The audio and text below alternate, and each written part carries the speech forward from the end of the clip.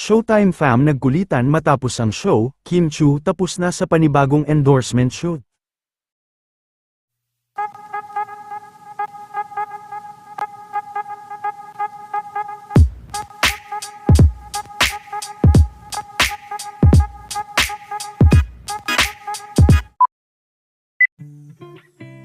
Matapos ang masayang show sa Showtime kanina, ay tamang kulitan naman ang mga Showtime host habang sila ay nasa backstage at dahil sa isang araw na nga ang laban ng Team Showtime sa All-Star Game ng Kapamilya, ay nagpakitang gilas naman si Ryan sa kanyang ate Karil.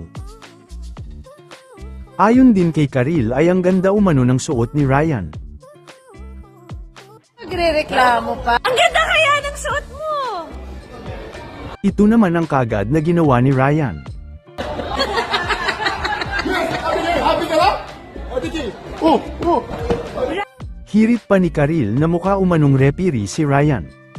Ryan, hindi! Ikaw yung player! Ikaw yung ref! Wala naman sa Showtime kanina, ang mag-bestie na sina Kim Chiu at Darren Espanto. Si Kim Chiu ay busy sa kanyang endorsement shoot habang si Darren ay busy naman para sa paghahanda para sa kanyang concert sa Sabado. Hindi lang kailangan boses ang ready, kailangan yung skin din. So, I'm here now. Maraming salamat to my Bello family and I will see you guys on Ito Saturday. naman ang ilan pa sa naganap sa endorsement shoot nila Kim. Muli din silang magkakasama ni Paolo Avellino sa darating na Sabado para sa kanilang magiging show para sa Dream Escape Caravan sa SM Masinag.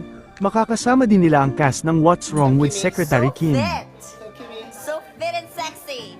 How's Adele? Super thankful din ang ate ni Kim matapos nilang mag-shoot.